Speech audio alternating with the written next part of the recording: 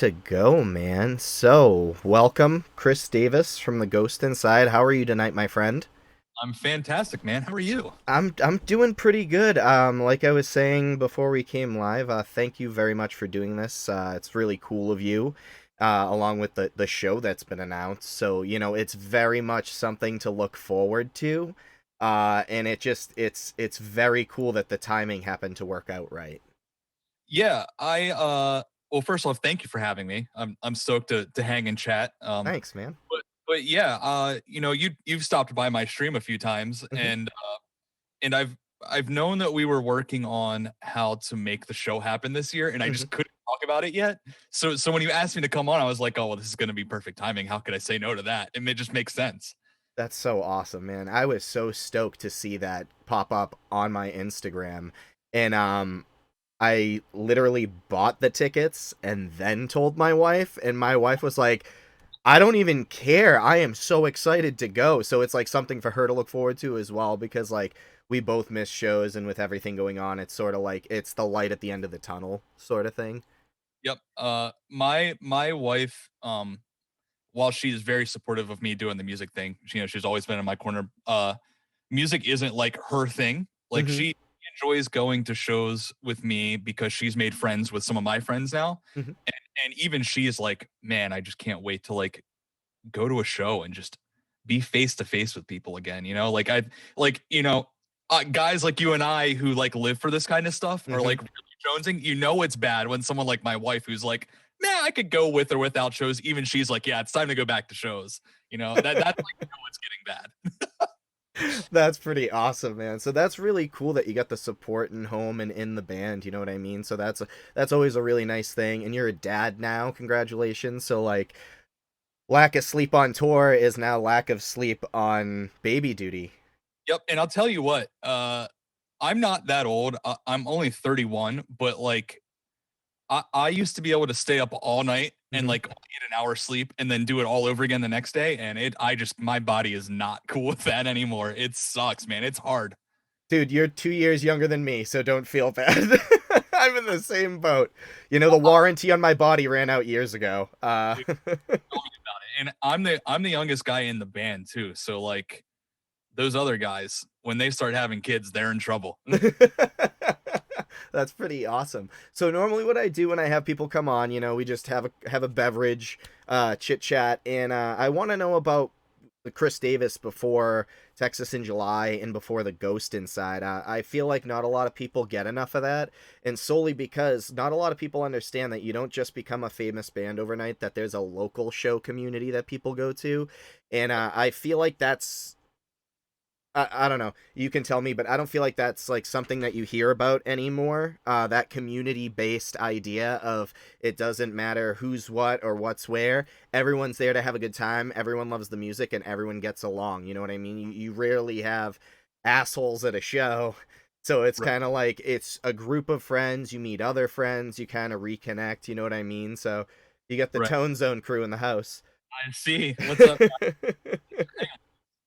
Yeah, no, you're totally right. And I've only ever done one other like interview podcast thing where this kind of like situation came up. And I get excited when it does because I'm very aware that the opportunities that got me to this point all started with I grew up in a really cool local scene, actually, in like the most unassuming town in Maryland that anybody would ever imagine it happening in. Is where I Really? came up, and it's all because of the people that were there that supported me and had my back. That I've gotten to be where I am today. That I've gotten to take my passion, my what started as a hobby and a what I wish would turn into a job or career has actually become real life because of the people from that local music community. And you're right. I don't think that that's something that gets highlighted enough um, when we talk about bands' career trajectories and where people started. Like, I feel like not enough people are shining light on their local scene. Exactly. Exactly. And I feel like, I'm sure that you can attest to like running around when you were younger and like putting up flyers, or you had your MySpace where you had like your top six, and people would get bullshit if you put the wrong top six up. People get offended, and then you played American Legions and VFW. So like, what were some of the bands you started to play in before you played in Texas in July and things like that? Like, did you always play heavy music, or were you like a pop punk kid? Like, what were you?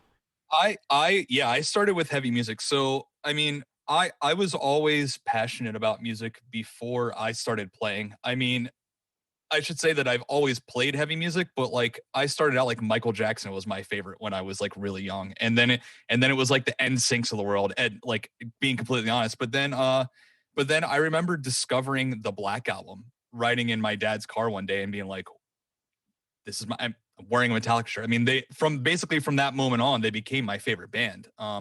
And then everything shifted. And then I started playing in the school band in fourth grade, and I started out as a drummer. I played drums in the band, and then I started.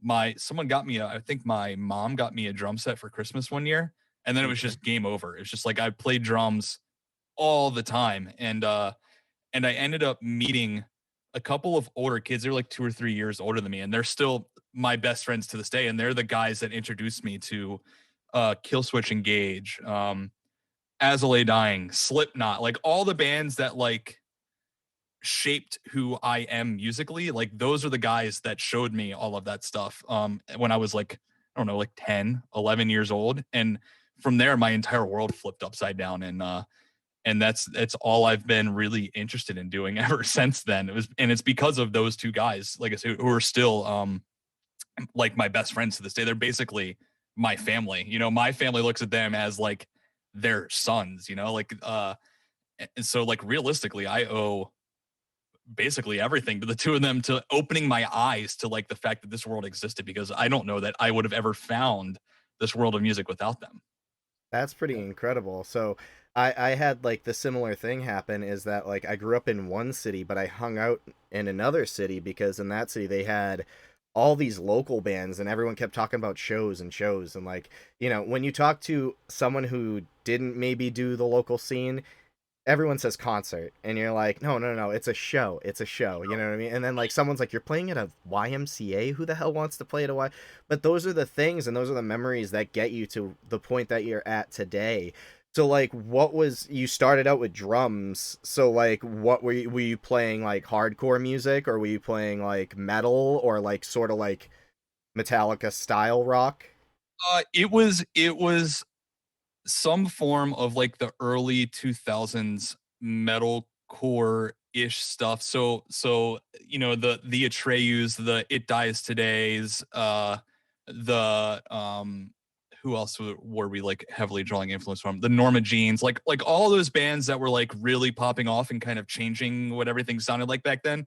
Like we were just a really bad rip-off version of all of all those bands smashed into one. But that's what I loved. And the really cool thing at that time was like at that point we were basically only playing shows in Baltimore. There weren't really any of these like smaller suburb towns that had little tiny scenes around here. So basically everything was in Baltimore. But the really cool thing is like no one was picky about what your band sounded like. Like there could be like a stupid heavy beatdown band next Hmm. to a pop punk band next to a band that sounded like It Dies Today, and everybody was there, and everybody, it was like super inclusive at that point in time. I mean, my band literally played multiple shows where the band All Time Low was playing some of their first shows on the same bill as us. And a giant Really? giant pop punk band now, but like on the same bill with like hardcore and metalcore bands. But that's just like how shows worked around here, and nobody thought it was weird. It was just how shows worked back then. So it's funny that you mention that, because I really so this is actually the 10th episode, and it's just been like, just having fun doing this, randomly because of work and everything like that. But you're the first person to bring that up. Really? Yeah, you're the first person to bring that up, because I didn't think of it till now, where it's like it just dawned in my head like, yeah, there really was a diverse group of musicians, because then you'd have like a three piece that sounded like they were a six piece, Yep. that played like a Circus Survive type with screaming, or you'd have a reggae band that just jumped on the bill or something. So I didn't even think of that until now. So thanks for that. That was actually pretty cool because that just brought me back to like playing like basketball courts at an Orion Heights in like East Boston, Massachusetts. You know Right. what I mean? It's it's weird how things have shifted. It was definitely a bit more inclusive and maybe a bit more uh adventurous in the sense of like nobody really shamed you for not sounding a certain way back then. Exactly. I'm just like if you are in a band, you're just a part of the scene and the scene is just one like overarching thing. It doesn't matter genre. You know, you just show up and play a show and people are stoked. And I definitely miss that aspect of it for sure. So let me just grab a beer real Oh, well, in that case, quick. I'll enjoy one myself. What you gonna have? Is that Citra Days? It is. Oh, that's one of my favorites. That's brand new. I took one sip right before we went live, and I'm not gonna lie, it's pretty glorious. It's pretty glorious. Yeah. It's almost like Sunshine Days, but with Citra, you know. Mm-hmm. So one one of the things that really intrigues me is that you started out as a drummer. So like with me, I started out with guitar, realized I really sucked at guitar, so I moved to bass, and then I could hold my own in bass, but it was other than root notes and maybe a bass line here and there, that was about it. So I was really happy doing that. Right. But for you, what made you go from drums to guitar? So I actually felt like I was fairly decent at drums. I wasn't great, but I was okay. But the issue then is I started also playing guitar just for fun, tinkering around on the side in middle school. So like it wasn't a serious thing, but like if it was 10 o'clock at night and I couldn't play drums because it would keep my parents up, like, well, I would just pick up my guitar and noodle around for a few hours. And then so what would happen is my band would be trying to write and I wouldn't be stoked on what everyone else is bringing. And I'd have an idea, but it wouldn't be excited because I was the drummer. So it's just like, all right, well, I'll keep it to myself. And then the band eventually broke up, and I was just like, well, I have a guitar here, so I'm just gonna start writing stuff on my own. Uh, Stuff that I would have loved to see this previous band do. I'm gonna just start writing it and see what happens. And I just fell in love with guitar and I also knew a ton of really solid drummers at the time, so it was like, well, I already know drummers, and if I can write the guitar parts that I am wanting to hear, I can find another guitar player to play them and or someone that I feel confident can like complement them. I feel like it's going to be much easier for me to put together the band that I'm dreaming up in my head if I do it that way. And so drums just kind of fell to the wayside. I have a drum kit here because I run a studio, but Right. like I haven't sat down to play drums in, man, it's got to be over 10 years now. Really? Yeah, I just got super invested in guitar at that point and then it was just like no turning back. That's pretty incredible. So did Yeah. you start out playing like pretty much like hardcore, like two-step hardcore music, No, or I went straight for like ripping off As I Lay Dying unintentionally, but I was really into the like melodic Swedish death metal like riffing stuff that like very at the gatesy, very in like Flamesy? Flamesy, yes, they were a huge band for me. Very like Shadows of Security era, As I Lay Dying. Like that's the stuff that I immediately jumped into writing because that was just like basically all I was listening to at that time too. So I was consuming it. It was just coming right. I was barfing it back out through my hands.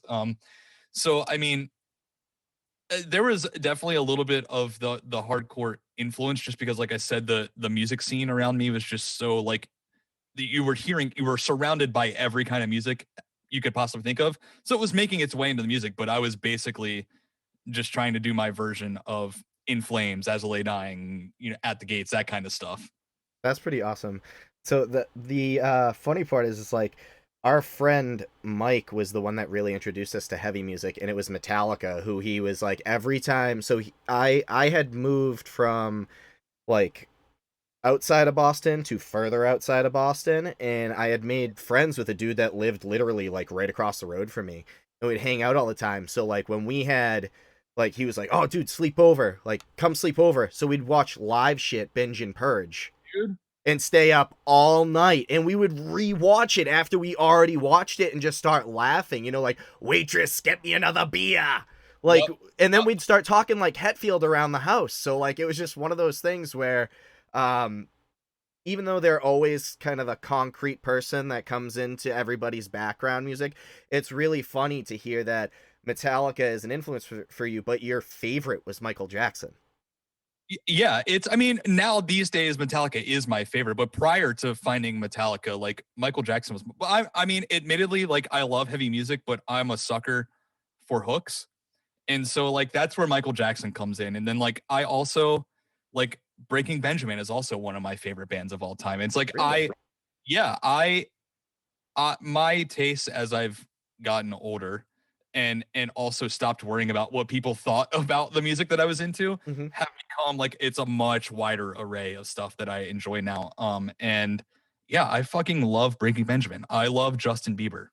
What sue me, Oh, like if it's a catchy song, it's a catchy song. And so yeah, but Metallica was the one for me that was like when I heard it, I was like, okay, well, this is what I want to do. I want to play music. Prior to that, it's just like, oh, I enjoy music. But when I heard Metallica, it's like game over, nothing else matters. And that wasn't an insult, wow. but I'm gonna own it like it was. But yeah, Metallica was the band that I heard, and I was like, okay, this is fucking it. Like this is the one for me. They're all laughing Yeah, at me. they are. I'm like, that's hilarious. That is hilarious. That Freudian slip, man. Hey, Um, so like back then, who were some, I guess, local influences? Did you have like, I don't know, did you have like a local bar that people played at, or like, cause like on a previous episode with the band Funeral for a Friend, Gareth Davies is who I interviewed on the last one, and we were talking, and he was just telling me over in the UK, it's like that's all they did was play bars. So like over here, it's totally different. You play VFWs and YMCA's. You're not a 16-year-old in a bar. You know what I mean? That to me sounds so foreign. You know what I mean? As in Baltimore, at that time when I was first starting to go to shows, it pretty much, I mean, there were venues that had bars in them, and then there were the occasional bar that was like it was more so a bar than a venue that would have shows. It took a minute for the VFW stuff to like really kick off. There were a couple churches that would have shows every now and then, but I feel like I mostly went to like clubs for shows back then. But yeah, so the first local band for me that really was like, oh my God, this band's gonna go somewhere was my buddy Josh, who was one of the guys I was talking about earlier that got me into this world of stuff. When our band broke up, he went and joined another band called Haddonfield, based off of Halloween, the yep, town from Halloween. Uh, that's a great name. right? Super sick. I can't believe it hasn't been taken by anybody Yeah, else. no kidding. Um, they were super sick. They were, I guess, screamo-ish, but Okay. their live, they were still to this day maybe one of the tightest live bands I've ever seen in my entire life. And their guitar player that did all the like clean singing stuff is like hands down one of the best singers I've ever met in my entire life as well. He's actually in a new band called Migosh, and they're I think they're still active, but they're like a really eclectic band, very very cool. But they were the first band where I was like, oh my god, this band. I know these guys in this band. How is that possible? This band's going to be gigantic. Unfortunately, they never ended up going anywhere, but they were the first band that I was like, okay, well, I need to get back to playing shows because I want to do what they are doing. And then when I finally started playing shows again, playing guitar in a band, there was another band. They're not, I mean, I'll consider them local just because they played shows in my area so often. They're actually from Virginia. They're a band called In Alcatraz 1962. Okay. Unbelievable band. If there was one band that I would have bet my entire soul on becoming a gigantic band, it would have been them. Um, Watching their live show and like hearing their guitar tones live and like how tight they were as a band completely flipped like it I at that point, I mean, admittedly, I was just like, okay, well, we got to do stuff at least on par with them, or else our band's not going to go anywhere. Like Right. they became my new like, okay, that's the bar. If we aren't performing like them and we aren't as tight as them and our gear doesn't sound as good as theirs, we're not going to get anywhere because that's the band that is going to make it out of this scene and do something.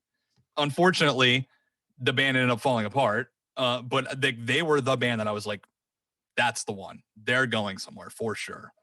We had a couple of bands like that in New England that was very disappointing.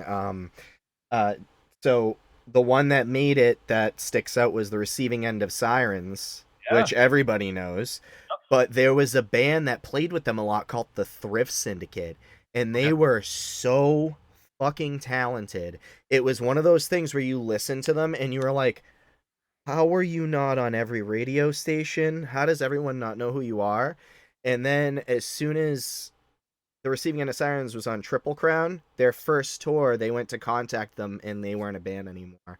And it's like, oh my god, think of the possibilities of that band becoming something. You know what I mean? And Yep. it's one of those things where it's like, what could have been in an alternate timeline, like, you know, Rick and Morty alternate universe type thing. Right. So, Yeah, there was some of the guys, so my local band before Texas in July, some of the guys, when mhm. that band split up, those guys went on and started a new band together. And the band was so good. The vocalist is maybe overall one of the most talented because he can also play guitar, he can also play drums. He's a great songwriter. He can Wow. sing, he can scream. I mean, he's like multi-talented, maybe one of the most talented humans I know. Um, it's like people like that and bands like they created that I'm just like, it actually bums me out when they don't make it somewhere. 'Cause I'm just like, you are so talented and the entire world should know about it. And for some reason, those bands just like don't seem to catch a break. It can be really frustrating and like it bums me out sometimes. It bothers me too. I have a lot of friends that are just like that's their thing.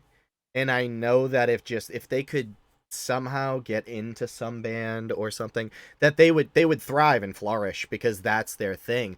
So when you're like talking to them and they're like, you know, at my goddamn job, I hate my job. And then you're like, you see them, you know, post a guitar riff on their Instagram or something, and you're like, oh, you're smiling right now. Like, Right. you always look like the crypt keeper every time I talk to you. And then you start playing guitar, and all of a sudden you're just, you know, oh, Yep. so, you know, the day is long and bright, you know? Yeah, you can definitely see what is fulfilling to them and what is not. I think what happened with the band I was just talking about was actually the singer, the guy that was talking about that's super talented. His priorities shifted in life where he was wanting to settle down and get married and start a family and all that stuff. And then it just the band just went by the wayside because he was the driving force behind it. But looking back, I'm just like, dude, if you would have kept at it, you could probably do the band and have the whole life that you wanted to. You know, but I'm sitting there thinking, watching from the outside, thinking like gigantic picture. And I know that when you're in it, it's hard to like not see the immediate and like want immediate like results. And Mm-hmm. so I have a feeling that got the best of them. Because I swear to God, if they were still a band now, they would be crushing. It forced me so much because it's like, Right? in a world where there's so much music, um, I'm a big quality over quantity. So like I don't care that there's not like if there's 9 million rappers, I'm not gonna listen to I'm not into mumble rap, so that excludes a whole genre. You know what I mean? So like things like that or country music. I The one thing that has changed my mind during the course of this podcast has been country music because I didn't like it, but I have found two artists that I now will listen to. I don't know if it'll expand past that, but I mean it's Rustin Colton Okay. and Coetzel. Okay. And it was really funny because Jared Easterling is coming on Thursday night, the drummer for King, but he's Sure. also in Coetzel. And I was like, I'll give this a listen. And then I started listening, and like, even before he was in the band, I was just like, oh, wow, I can actually listen to this. So, like, I don't know. I think there's certain country I can do, but there's certain country where it's like I guess maybe just the radio country is what bothers me. Right. I grew up with a really eclectic music being played around me because like I said, I got like Metallica and stuff like that from my Hmm. dad. And then my mom would be like 80s pop, which I fucking love also. And then it would also be like hair metal, which I also love. But then my mom was also really into country music when I was growing up too. So like country from like the 80s and 90s is like I love that shit. It's like really nostalgic to me. But a lot of the newer stuff I can be like really turned off by. It Yeah, just you and me both. so fake. I get why it's a huge genre, but like most of the newer stuff just it doesn't connect with me whatsoever. But like if you play something that was like on the radio when I was in like elementary or middle school, you got your ass, I'm fucking singing along to every single word, because that shit is like it's built into my DNA for like growing up. I love it. I can't not love it. So, do you have the same thing? My wife laughs at this all the time, man. So, it's one of those things where I can't remember where I put my goddamn keys or my wallet, but if a song comes on I haven't listened to in forever, I know all the lyrics. Does that Yep, happen to you? 100%. And going back to my wife not really being like a big music person, um we'll be watching a TV show and like whatever music is playing in the background as the like soundtrack to the show, I'll just start singing along and she'll be like, "How do you fucking know this song?" You mean how I listen to music? I don't know what to tell you. Like I don't know. But yes, same thing. I can hear a song one time and like, or not one time, but a couple times enough to like know the lyrics or the melody or something and not hear it for a decade. And then it comes on and I'm just singing along to it. But yes, I will lose my keys. I will lose my wallet. I will lose my phone. I remember the lyrics. I don't know. I don't know what to tell you. They're there. They're just burnt in. I don't know. So, when you were younger and up until now, what were some like favorite venues you played? So, like when you were younger, what was something that you really enjoyed playing, like as a local band, or even as you started to gain a little bit of traction? Like, what were some places that like you'll always remember and you'll always hold dear? Sure. So, what going back to what I was saying about coming from a local scene that was kind of really unsuspecting is in once I hit high school, I moved to a smaller town because prior to that, I lived like 15, 20 minutes outside of Baltimore. So like what I was just involved in like the Baltimore scene. And then when I hit high school, me and my family moved and we moved to a smaller town called Mount Airy, Maryland, which literally no one, if you've never been to Maryland, actually, even if you're from Maryland, there's probably plenty of people in Maryland don't even know where that is. Tiny, tiny, tiny town. It's literally surrounded by farms. Everywhere you look is just farmland. Okay. But I I so basically there was nothing to do because we're surrounded by farmland. And I was trying to create something to do. And Mhm. I was starting my band where I was playing guitar in a band for the first time and I wanted to do shows. So I rented the local fire hall, and I put on a show like a battle of the bands for my school. And then after that, I started booking more shows. And then eventually I booked enough shows there that other people realized, oh, people are showing up to shows here. And like a guy who was more of a promoter than I was took over doing the shows. I was like, fine, if I don't have to risk losing money and I can still play the shows, by all means. But that for me is probably the most sentimental place, because like that's the scene that like gave me the push to get to where I am. And it was, and again, it was like there'd be a bill with 15 bands, there'd be 5 hardcore bands, and then a death metal band, and then a pop punk band, and then a metalcore band, and then a band that sounded like Aiden, and a band that sounded like Atreyu, and they'd all be smashed into one bill. But it didn't matter because Mhm. on average, it didn't even matter what day of the week or what time of year, 200 kids minimum would show up to a show just to support, just because that's how the scene was then. And when my band at that time broke up and I joined Texas in July, I came home for my first tour with Texas in July and my old band did our like final show and 500 people showed up. And it's like that prior to that, nothing like that for my band ever happened, but like that was the scene. That was this people were showing up to show a band that had been basically growing from playing shows at that venue. One last hurrah, one last good time. And I literally would not have gotten any of the opportunities that I did or I have without that venue and that specific scene. You know, there's a ton of venues in Baltimore that I love that I hold dear to my heart. Like the Auto Bar is like a legendary venue in Baltimore. I fucking love it. It's a hole in the wall venue, but it sounds great. And it's like run by a bunch of punk rock hardcore dudes that just like take care of each other. Otherwise, just do whatever you want. It's like it's a super cool venue. Um, Playing this place in Baltimore called Ram's Head Live, which is like a gigantic venue for the first time. Like it's a place where I saw like Devil Wears Prada and A Day to Remember on the same tour together. Gigantic venue, but opening a show there for the first time was like a oh shit moment, none of those venues mean even close to like what this fire hall in this tiny little town means to me and what it has done for me in my life. That's pretty awesome. Yeah. The place where you sort of made it or didn't was called the ICC Church in Allston, Massachusetts. So I don't Sure. know if you've ever heard of it or I anything. haven't, but I bet my bass player has because he's a fellow masshole.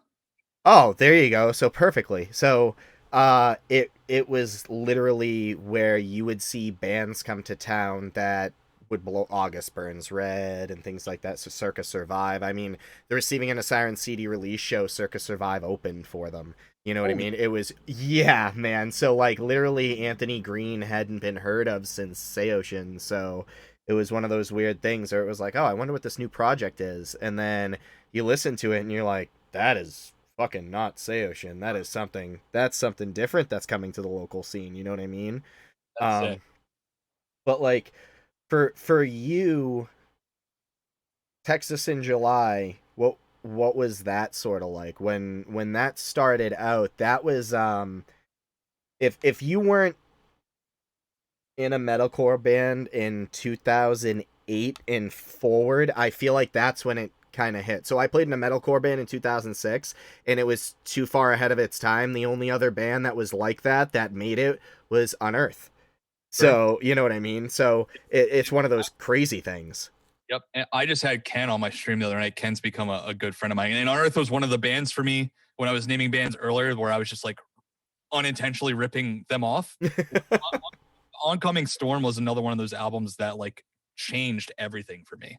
Um, and I feel like bands like, well, what you're saying, like, you know, the only other band in that time period that really broke out of that metalcore thing was Unearth, and they paved the way for like the August Burns Reds and the Texas in Julys and like every metalcore band that came after that. Like I fully believe that. You and me both. Buzz is actually coming on the 29th. He was like beer and talking. That sounds fine. You know what I mean? Like, It's so, going to be hilarious. I can't wait because like Buzz in whether he sees this or he hears it when I talk to him, Buzz was someone that was like just a local legend to all of us. And when we would see him out and about, it didn't matter if it was at the Wendy's or the Panera, we were fucking afraid to just say hi to him because we were like, this dude shreds, and he shreds so well that he makes it look easy, and this is what he's meant to do. And we would Yep. just appreciate the Lynn softball t-shirt that he would wear at like every hometown show, you know what I mean? So Yep. for you, what was that for you before Texas in July? Was there a band that was sort of like the Unearth for you in the area that sort of got the, fire in your belly to keep going forward to pursue heavy music? Or during the time was it more of like a different genre hitting Um, in I your don't. area? Yeah, that's a good question. There wasn't really a metal band in our area really taking off outside of that in Alcatraz band I was talking about. Okay. But I also feel like at the same, so actually that's a lie. Periphery is from this area ish, Yes. and around the time that I joined Texas is like it was like months after they put out their first full length with Sumerian. So they were really starting to take off, and I was definitely starting to notice more local bands. That was definitely the beginning of the explosion of gent, you know? And Okay. so like some of the local bands that we would play with on a regular basis that were maybe more of a straightforward metalcore band were definitely like, "Oh, I see you're now tuned to drop G, and oh, some of you guys have 7 strings. Oh, and now you're all playing Axe Effects. Okay." But it was cool. It was actually really exciting. But I feel like Texas just kind of like was right up my alley because that was like they were a more evolved version of what I was trying to do with the band that I was in at the time. They had already figured out how to take what I was attempting to do to like the next level. So it when that opportunity presented itself to me, it was just like, oh well, I have to pursue this. This just makes sense.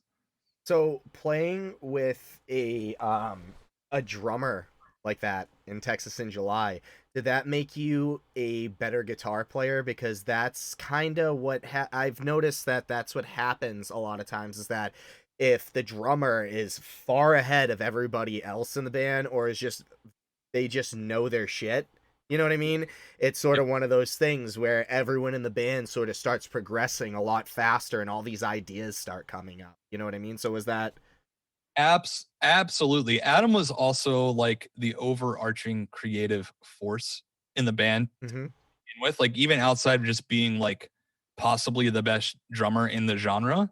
Um, he was he would play like the producer's role before we even got into working with the producer. We would like show him riffs and he'd be like, that one's good, that one's not. Or he would be like, okay, I see what you're doing with that, but how about we rearrange it like this? And then he would build song. Like he was the so like outside of being the drummer, like he was the creative force of the band. And so naturally, you know, you're playing with that guy every night who's like a robot. He's perfect. Um, and he's pushing you to write better stuff because he just has the most insane musical mind ever. Like, yeah, apps 100%. It made me a better guitar player. I when I got the call to fill in for the first tour with them, they sent me like 12 or 13 songs or something to learn. And uh, I think I might have even talked about this on my stream at some point, but the songs were so above my playing capabilities at the time that basically all I was doing was working, coming home and playing guitar until I literally couldn't stay awake anymore, sleeping, going back to work and doing that over and over for like 2 months. And I only got to practice with them 2 times. And it was so stressful to me that that I literally texted Christian, the other guitar player at the time, I was like, did you guys happen to like find a backup fill in just in case I can't play this stuff? He was like, nope, you got it. It's all you. And I was like, fuck, I have to learn it. Like I can't back out now. I'll fuck them over if I do. And I can't do that. And it forced me to get better. I definitely wasn't, I didn't play as good as I would like to on that tour. I think I played good enough to get by, but, I think maybe, you know, 6 months into touring with them and playing with Adam every day and Christian, who is also a great guitar player, like it forced me to catch up and it absolutely 100%, you know, fast tracked my guitar playing skills. Unfortunately, now that I don't play that stuff all the time, it's that shit's so hard for me to play now. Like it's almost like I have to train like an Olympic athlete to be able to play it. But like when I do get in the physical shape to play it, like I then am in like the best playing condition I've ever been in my life. And it's yes, playing with Adam's drumming, the riffs, like just the whole creative process of the band just uh pushed all of my, you know, my writing ideas, my song structure ideas, like all of it was fast tracked because of joining that band. So so going from Texas in July to your last album, Bloodwork, did that feel like the name sort of reflected like putting everything that you guys had towards that is that really like kind of what where Bloodwork came from, was like we're putting our blood, sweat, and tears into this, and this is the final stand sort of thing? Was that known at that time that that was the last record? It wasn't known at the time. Okay. And I do think that that was part of it. I do think that some of the name was something to do with um all the records prior to that. Ben, our bass player, wrote all the lyrics. Okay. And though he didn't write all of the lyrics on that record because at that point we brought JT KV from Era into the Mm-hmm. band, he did most of the lyric writing on that record, but him and Ben would go over stuff. And Ben was having a lot of familial situations Okay. going on during that record. And um, I think that inspired a lot of the lyrical content. And I think that there was some other meaning to some of the stuff he was going through that because I know the name of the song, the song Bloodwork was named first. And then Okay. after that was done, uh kind of tied in with like what you were saying, where like this is just, this record is as us as it can get. Like we're done worrying about what people think the band should sound like and things we should or shouldn't do. Like this is just us. And so there, the blood work thing, like you were talking about, comes into it. But I do think there was a tie-in to like, I think it was some sort of metaphor for what you inherently, uh, you know, inherit from your family via your blood work. It's built into your DNA. But I do think it was like it was supposed to be this multi meaning thing. And yes, to go straight to the point, yes, I do think that that was part of it, but no, it was not. We did not know at the time it was going to be our last record. Um, that was just an unfortunate series of events that led to the band ending. And it's unfortunate because that still to this day is our best performing record. That record came out in September of 2014. Mhm. And we told our management in January of 2015 that we were going to be calling it quits by the end of that year. And they were like, well, that's unfortunate because your record has already sold 10,000 copies. And at that point, I don't even think the previous two records had sold that much. Like that, the record was connecting better than any of the other releases we'd ever done. But we had just been like dealing with the lineup changes we went through, and then we went through some crazy shit on tour. And it was just like one thing after another for like 6 months straight, where we're just like, we all kind of just feel like maybe the universe is saying like, time to take a step back, guys. You might have run your course here. That's inspiring and also disheartening to hear because like Texas in July, when I had heard about it, I actually heard about it from someone who is huge into hardcore and metal but has always played pop punk. He's a drummer. He's always played pop punk. It's just like his thing. That's actually not to sidetrack, but that was one thing I noticed about the hardcore community. Everyone in the hardcore community fucking loved Fall Out Boy. Am I wrong? No, you're 100% right. But Fall Out Boy, all the guys in Fall Out Boy were in hardcore Hardcore bands. bands. Yeah. Yeah. Yeah. So is it sort of like that by osmosis? You have to like it? I feel like it just gives them like automatic cred, but I do feel like weirdly enough, like there is a weird bond between pop punk and hardcore. And Mm-hmm. like so much so that when there would be like just straight up pop punk shows at the local venue that I was talking about, that there would be more fights and more moshing at a pop punk show than at like any other hardcore show. It's really weird how that worked out. I felt like at hardcore shows it was a much tighter knit community. Yeah. Obviously you don't have sad boys really at hardcore shows, whereas you go to a pop punk show, you get a lot of sad boys. I was more so on the sad boy side, but I played in a metalcore band, so it made no sense. You know what I mean? Metalcore gets a little sad boy, especially these days. And Oh yeah, I'm definitely. okay with that. There's nothing wrong with a little bit of sad boy. Everybody has emotions. Come on, guys. Fact. That's Yeah. very true. So like, so fast forward from Texas in July to The Ghost Inside. Congratulations with the new album. I know that it came out last year, but I mean, it's a pandemic. The world's not the fucking same right now. So like an album release during a pandemic is very much appreciated. I'm sure everybody in chat. Thank you for everyone that's following in chat and things like that. I just this is new to me for a lot of people to talk during chat. Normally it's not like this. So Chris, you're very popular. So yeah. About that, just our Tone Zone family, or we take care of each other and we support each other. So thank you That's guys. very cool. Yeah. That's very cool. So I appreciate all of you. I very much like your community a lot. I think that's one of the main reasons that I do this on Twitch is because I really feel like the people appreciate it so much more. And like I said, going back to the album coming out in 2020, I think for a lot of people, they can attest that a lot of the songs on the album are anthems for us to get through this fucking thing. You know what I mean? And is that how you felt as well when Vigil was in the vocal booth? Oh, absolutely. And this record was like super collaborative in basically every sense of the fashion. So from like guitar riffs to drum ideas to arrangement ideas, all the way down to lyrics. And so we were all collectively, the five of us plus Will Putney, our producer, we painstakingly worked on lyrics because it was, there was a lot to be said about what we went through, and it's part of I think TGI's DNA to have the uplifting songs about real life shit. And obviously we had a lot of stuff to say about what we went through, but we also didn't want it to be like a woe is me record, pity us kind of thing, because that's just not who we are as people. So we spent a lot of time making sure that every line on the record was as strong as it could be. And it just so happened that when the pandemic hit, the label actually came to us and said, we can push the record release date back, hoping that shows will come back. And we literally said to them that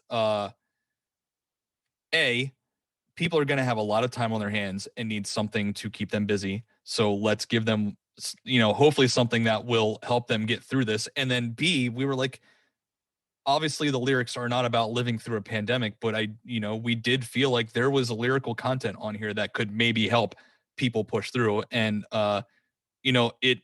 it makes all of us feel great to know that it might be helping somebody through the dumpster fire year that was 2020 and the beginning of this year. And hopefully, there's light at the end of the tunnel now. But we intentionally said, fuck it.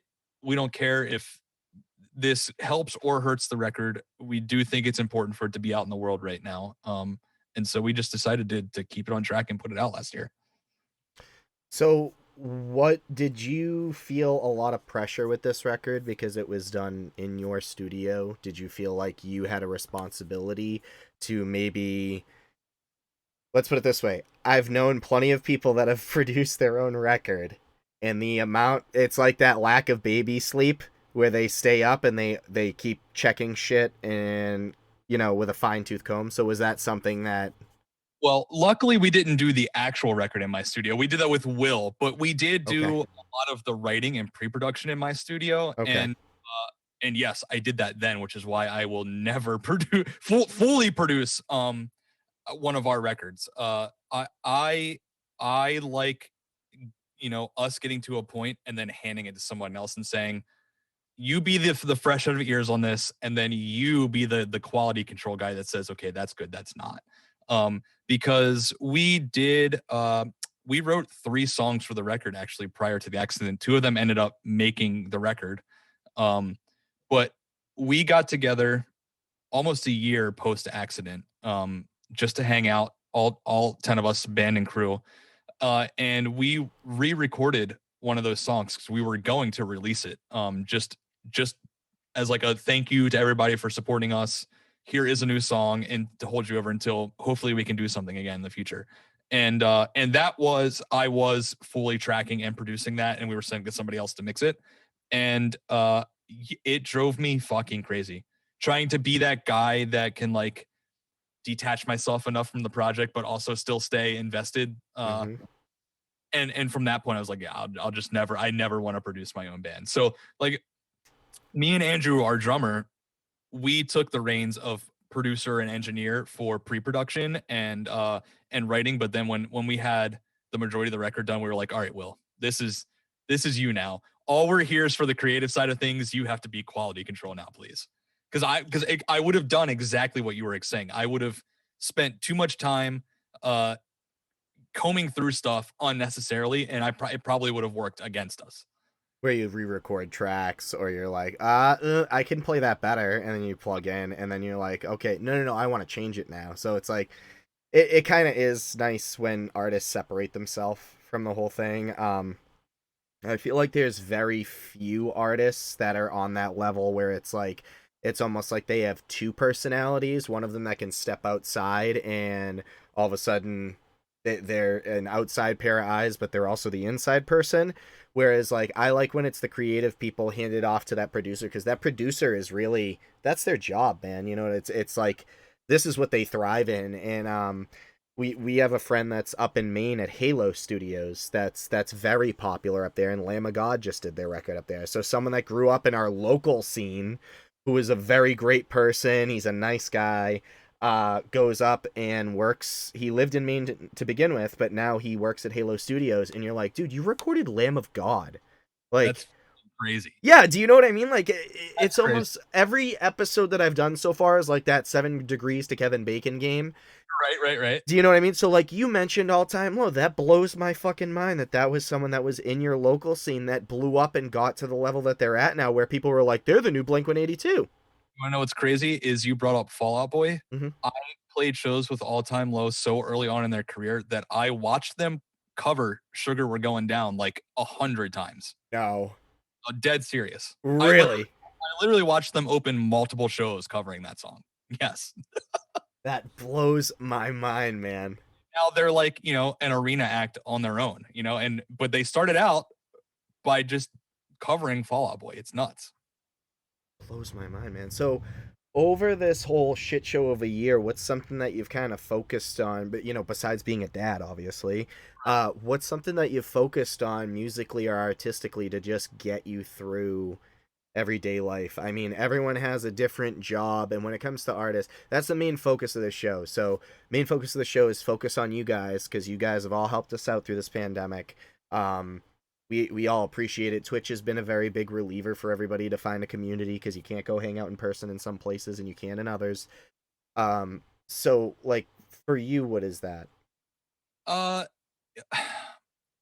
20, I mean, not that it was any worse for me than anybody else. 2020 was a rough year for me mentally. I still kept fairly busy with studio stuff. I had to figure out how to do a lot of it remote, which thank God for technology, because otherwise I would have just been completely shut down, because we in this house took the whole pandemic very serious. I mean, I've barely seen even my own parents in the past year. I've maybe seen them like 3 times. Mm-hmm. And so I kept as busy as possible with the studio. And luckily, the record rollout took required a lot of attention in the very beginning of the pandemic. So that was good. When everything was like the most scary, was like we were focusing on, okay, well, we've got to get this done by this date to get the record out on time. So that like luckily took a lot of my attention then. But then it was just trying to keep busy with studio work. And then in December, I started streaming. And then that's been like the biggest game changer for me. It I mean, I knew I was missing shows, obviously. But I didn't realize that what I was missing most about the shows was like the community aspect of it. Um, and having a group of people who show up, 3, 4 times a week to just hang out for 2 hours, and we joke around with each other, and they request songs and we play songs and we get silly and whatever together. Like, that has been the biggest like relief mentally for me. And I tell them that basically every stream. Like, I could be having the worst fucking day, but I get on stream and like 5 minutes in, like the community has completely turned my entire day around. But it's like I said, it's crazy. Obviously, I knew I missed playing the shows, Mm-hmm. so like playing the songs on stream is cool and all. But what I was missing most was like that one-on-one interaction with like the fans. I'm not yelling at Yes, anybody, Siva, John, stop yelling at me, Chris. But but yeah, I wish I would have started doing Twitch sooner. Um, I was overwhelmed with what I thought it took to stream, and whether anybody would show up, and like if anybody would care. And it's been the single coolest thing outside of having my second child. It's the single coolest thing musically that I've been a part of in the past year, and I'm super thankful. I couldn't imagine going through a pandemic like this without technology and without something like Twitch to make it easy to like interact with people. and I think that speaks volumes to the type of person you are because like I am a no name person and doing this for fun, and it's sort of been kind of cool because it's been like a snowball effect. So like the people that I've actually gotten to come on have just been friends or friends of friends, and they thought that it was just a fun idea. And I think that one of the things is I found you in February, Mhm. and it was on a different account. I had my own account at the time just to like watch people Right. because I had no interest in watching people play video games, but then I found out that there were artists, that there was people drawing, and then there was people doing music. And then I was like, are you shitting me? Chris Davis has a Twitch, and then like Matthew Heafy has a Twitch, and like you're going through all these artists, and then like I've watched Between the Buried and Me do a whole album stream like that. Do Yep. you know, like that made my whole, I fucking made drinks. I like wined and dined myself and was like, I don't have to drive after this. This is phenomenal. Yep. Yep. It's yeah. The um I feel like so Vigil, our singer, Hmm. has been on Twitch for like 3 or 4 years now. And I made an account just so I could go in, and I'll go in and just troll him and fuck with him, because that's mine and his relationship. We just fucking fuck with each other constantly. Um, but it was the same thing for me. I was like, oh well, Twitch is just for video games. No one, there's nothing for me here other than picking on Vigil, you know? Um, and then again, just like you, I saw Matt Heafy was streaming and I was like, oh, that's sick. It's cool that he's doing music on here too. But he's Matt Heafy and he shreds a guitar. Like, no one cares about me playing breakdowns and power chords, you know? And then the guy, the final straw for me was Neil from A Day to Remember, also streams. And I was like, oh, so people just they're here for the community and to like listen to songs they like. Like, I think I can do that too. And that for me was like the light bulb moment. Like, fuck it, even if one person shows up and I'm going to be playing guitar anyway, if one person shows up and I can have a conversation in real time while I'm practicing guitar, then like what's so bad about that? And then I feel like a lot of band guys thankfully realized that last year. I feel like prior to the pandemic, if you were in a serious band, being on YouTube or being a streamer was almost taboo, and which is fucking stupid. It's so stupid that it's like looked down upon by the industry at large. But I feel like 2020 was the catalyst for people to finally be like, fuck it. There's a community here that I could be interacting with. I'm gonna do it. And that was my thing. It's like, even if one person shows up, I'm gonna be playing guitar. If I can have a conversation with somebody in real time, then like that's all I need. That's all I need because I'm gonna be doing it anyway. I'd rather share it with somebody. So for you, it was sort of almost like immediate feedback, huh? Like you could play something, and then we can bring up the Krishues. So like your chat is notorious for fucking busting your balls Yeah. anytime it's the slightest bit off. Yep. Your last stream though, when you had the brain fart, was pretty fucking funny because you were Um, like, "Oh my god, what? That was totally on me." You know what I mean? Like, but it's it, cool to see you in your natural element. It's I like that there's no outtakes. There's no one's editing anything. You're live doing it, right. and it's funny and it's fun and it feels like we're there hanging out with you. Yeah, and it just like, yeah, exactly. What you're seeing is just like what you would get hanging out with me in person. You know, like there's a couple guys that hang in chat that have recorded with me and they'll say the exact same thing, you know, and it's just like uh I don't know, it's just so much more fun than just sitting here and playing songs by myself. It's funny that like other people can laugh with me and they can like, oh, well, like for instance, Bacon Reaper here will just be like, "Hey, how do you play that one part in the song?" And then I can show him. And you know, it's like, or Bacon Reaper be like, "Dude, I'm playing the song along with you right now," and he's taking videos and posted that he's actually playing the songs along with me. And that's fucking cool. It's That's like, really cool. you know, this is the shit that like I wish existed when I was like trying to make it as a musician, where I could have instant interaction with the people that I looked up to. And I still like I go, I've never met Matt Heafy in real life. I've been a huge Trivium fan for fucking ever. I go in his chat and I get to interact with Matt in real time, and that's fucking cool. It's still cool to me. I think it's fucking awesome. You know, like I think that Twitch and this whole streaming thing is maybe the way, part of the way of the future for musicians moving forward, because I intend to continue streaming even when we're back to playing shows. Like I plan to, when obviously, because we don't tour full time, so I'll keep doing my normal streams when we're not doing stuff. But like for instance, the Worcester show is on a Saturday. I would normally stream on a Saturday, so I'm just going to stream my warm up in the green room before I go on. Like, why the fuck not? Awesome. You know, because not everybody can be there, and people could even watch from the crowd if they want to, and just hang out before we go on stage. Why would I not do that? Why the part of music for me from the beginning has been about the community, and Twitch is just giving me the platform to interact with all these incredible people. Why would I not take advantage of that? Yeah, exactly. And Bacon Reaper will be there at the show, as will I and my wife. So it's just one of those things where it's like, you know what you said, like the light at the end of the tunnel, and you've made this community. The thing that brings us back to the intro of the whole interview of that's what we're missing. Yep. And this if this pandemic has taught anybody anything, it's fucking hold your friends close because you don't know if, and this isn't like they're gonna die tomorrow, scary. I'm saying you don't know if you're gonna get to see them tomorrow because something like this shit can happen and now you're stuck in your home.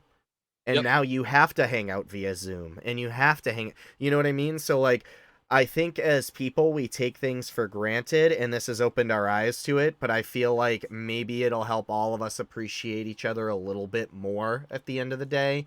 And Absolutely. as much division as there is, I think at the end of the day we can all come together and be like, you know what, we don't have to agree on everything, but you know, if you had a flat tire, I would gladly fucking pull over and change it and help you. You know what I mean? Or if you're having a bad day, I hope that me playing a song and you know, it's your request and then you tell me, "Hey, how do I play the bridge?" and you show them step by step. That means so much to people. People don't understand that little things equal to greater things. Someone's going Yep. to remember that. Yep. 100%. I couldn't agree with everything you said anymore. Uh, yes, I think that while yes, you said there's a ton of division, I do think that there's going to be a point, especially when things go back to normal, where we're all just going to be like, "Fuck, I'm just thankful to have people around me." I haven't seen my bandmates in person since January of 2020. It's been over a year now. Oof. Some of my best friends in the world, and I haven't gotten to see them in over a year. Literally, my actual best friends for like the majority of my life live a couple miles down the road, and I haven't seen them since like February, March of last year. Uh, it's definitely things that that just seemed like normal everyday life that I will just never, ever, ever take for granted ever again, ever, ever, ever. That's really really cool. And I just we're already come up on the hour. I don't want to hold you much longer. I just have two quick questions for you, Sure. and you can answer them any way you'd like. Uh what are some small businesses that really stick out to you that you would really like for people to maybe follow on Instagram or anything like that, or maybe you know just a website or anything like that? It's just something that I feel like, you know, I say this every episode. It's gonna get old. It's almost like listening to fucking Joe Rogan tell you that your brain's not fully developed till you're 25. That goddamn spiel. But I just feel like there's the Dave Portnoy that's helping people get their small business back to normal. I feel like maybe more people could do that with any platform that they have, and I wanted to know what are some small businesses that you'd like to shine on, whether they're friends that own a printing company or recording studio or you know like things like that. What are some things that you really Sure. Yeah, I have a couple. go for it, man? Uh, there's one called Three Leaves Co. It's my very good friend Anne Marie, and my wife swears by her products. It's a lot of like cosmetic products, like self-care products, but they're all uh like responsibly made. They're all like organic, and they're no crazy chemicals. It's like all natural stuff. And my wife swears by it, but Anne Marie has been one of my best friends for like over a decade now. So Three Leaves Co. That's one. Three And there Leaves is Co. All right. specifically a print company. Give me 1 second. I got to look up the name of it. My very good friends Ashley and Chance, who I've known since before I joined Texas in July, they've been very, very, very good friends to me. They started a print company a few years ago, and last year, when the pandemic was really in the thick of it, they did a program where they were so, for instance, they contacted me and said, "For your studio, I know you can't have in-person sessions anymore, and money's probably tight. So, what we want to do is we want to offer to sell shirts with your studio logo on it, and we'll split the profits 50-50 with you. You don't put any money up front. Just when the order comes in, half the money goes to you, and half the money goes to paying for what it costs to make the shirt, and then we keep the rest." And they did that for a ton of small businesses last year. They're just incredible Real people, cool. and this year, at the beginning of the year, they did the same thing for bands. It gave the opportunity for independent bands to do the same thing. Print some merch through us, have people order through our site, and we'll give you the same split. And so they've been really good about looking out for small businesses, and they're also very involved in like their local music scene. So they've been trying to lift up their local bands as well. And they're called Magnolia Print Collective. Uh, Great people, great people. That's really, really awesome. I always appreciate that because, as you know, as like a musician that played in the local scene, you probably had to screen print and or have someone screen print your own T-shirts, or someone eventually owned their own screen print and started their own little company. So it's very cool to hear Magnolia Print Collective is someone that you know definitely support that. Anybody that's in chat that can, follow these people on Instagram. Three Leaves Co. responsibly made products. They're not, pouring fucking acid on guinea pigs or anything like that. They're being nice people. So Exactly. yeah. So and the other thing, as we close in on this, what are some things that you can give people in chat or in the world that it doesn't have to be like your, you know, the fucking end all be all for positivity, but what are some things that you can give to someone that's having a tough time with their mental health right now that need just a little bit of a push through this? Because to me, mental health is something that's really not talked about enough in the community. But like when you're in the music community, a lot of people are like, "Hey man, what's going on? What's wrong?" And you talk to each other in private. But I feel like a lot more people need to hear that it is okay to not be okay, and that you're never a burden if someone needs to talk. You know what I mean? So what are some things you can leave people with tonight that resonate with you that maybe can help someone? Um, it's interesting that you mentioned the word burden because we just had a similar conversation in my stream the other night. Because I admittedly, and I've never been shy about this. Luckily, I was raised by a mother who is, I mean, she has her own issues with mental illness, but she's been very open about it. And at no point in my life has she made me feel like it's wrong that I an emotional person, and I like, I've battled with anxiety and depression my entire life. And Same here, naturally, man. yeah, I mean, it's part of being human, unfortunately. And Hmm. some of us have it worse than others, and some people don't have it at all. But there shouldn't be a stigma around it, and that's the unfortunate thing is that like you're right, people do feel like they can't talk about it. And what came up the other night in chat is that like I personally internalize a lot of stuff, and it got worse for me post accident because everybody around me, my wife, my family, everybody was already doing so much for me on a daily basis because I physically couldn't take care of myself. Um, that I internalized all of the emotional side of things because I didn't want to be, like you said, I didn't want to be a burden on anybody. And I would convince myself that I could handle it on my own. And dude, I couldn't handle it on my own, and I still can't handle it on my own. I find myself going in these cycles of like, okay, I'm good. I'm communicating well. Talking to my wife when something's wrong, or I'm calling my mom when I need to vent or something. And then I'll hit a period where it's just like, man, I've just been like complaining about everything to everybody for weeks now. I'm gonna start keeping it to myself because I feel like I'm starting to be a burden. Um, and it never ends well. And it never ends well. Um, and so it's not much advice, and I know it's an easier said than done thing, but like just talk. You got to just talk. Uh, Stop caring about what people think about where your mental state is at, and just care for yourself. Think about you for a minute and just talk. My God, I can't tell you. I feel like a shell of myself, just like a zombie when I'm carrying around all of that mental weight. And I Hmm. just feel like a new person once like I finally let it all out and just talk to my wife. I feel like a brand new person. And I like admit it, like I've been to therapy a few times in my life and I'm not ashamed of that. And I was on Zoloft for years, for like 12 years. I'm not ashamed of that either. It helped me. It helped me. And therapy helped. There is nothing wrong with not being okay. It makes you human, and no one should ever have to feel ashamed of that. And it is it makes me extremely sad that there might be somebody out there that feels like there's something wrong with them because they aren't okay, because I can promise you that almost everybody around you is also in a similar fashion as you. And so talk.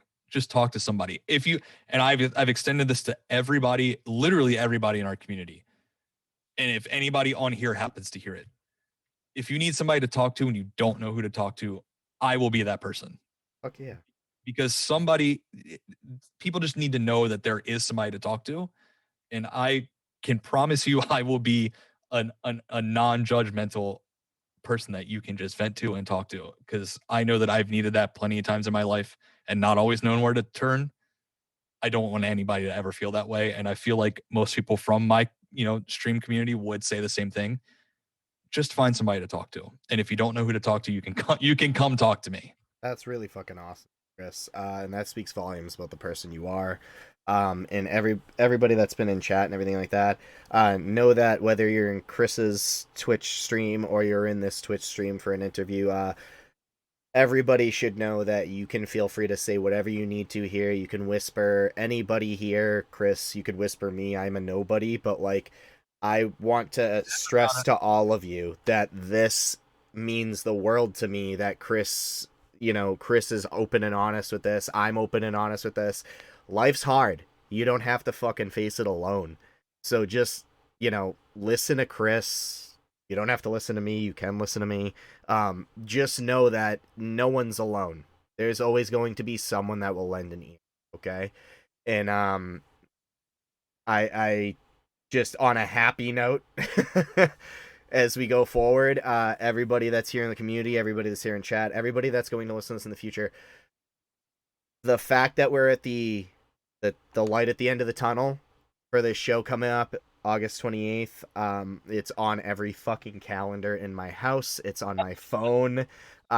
We have a countdown going in this house, so we're just really happy. Yes. But and I look forward to seeing you perform live. But Chris, before we get off here, what's something that you want to plug that's coming up besides this show? Is there anything else that you have in the works, or?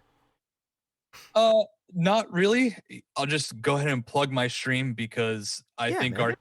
our community is a cool place for people to hang out. We Mm-hmm. look out for each other. We encourage each other. We support each other. So I stream every Monday and Wednesday at 9 p.m. Eastern, every Thursday at 3 p.m. Eastern, and every Saturday at 2 p.m. Eastern. And if you join my Discord or go on my Twitch page, it's all there. But come hang out. You can request songs. Sometimes I'll have people suggest songs for us to check out on stream.